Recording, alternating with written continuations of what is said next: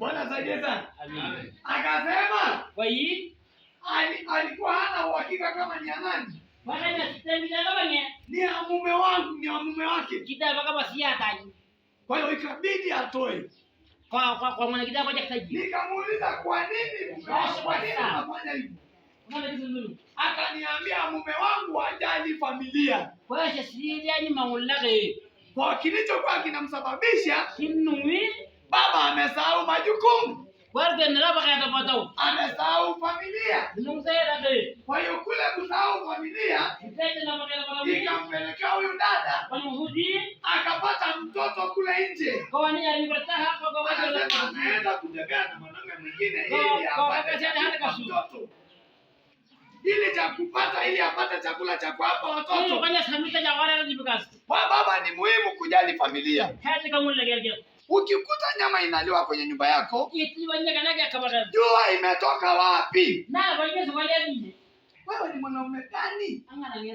Mbona kama huna akili timamu? Mbona kama wewe ni mjinga kupitiliza? Unakuta nyama imenunuliwa kilo moja. Unakula. Kesho unakula tena nyama na wali. Mama haendi biashara. Uleti hiyo nyama. Uleti mchele. Unakula tunakula. Alafu unacheua na wewe. Na wewe unajidai ni mwanamke. Na unatawala hapo ndani. Na unajifanya unasema mwanamke anitishi mimi. Na unatoa amri kweli. Unakula chakula cha mwanaume mwingine. Kwa mke wako amekona ni pumbavu ameleta chakula kule.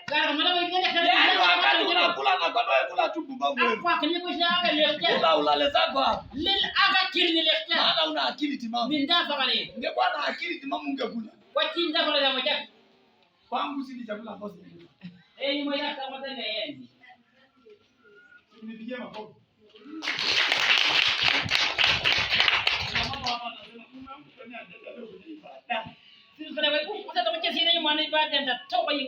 Haiti ningejua ningemwalika mume wangu angekuja.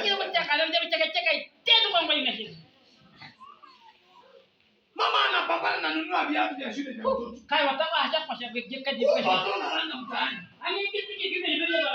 Haujali. Kujia hata mtoto anavaa nini?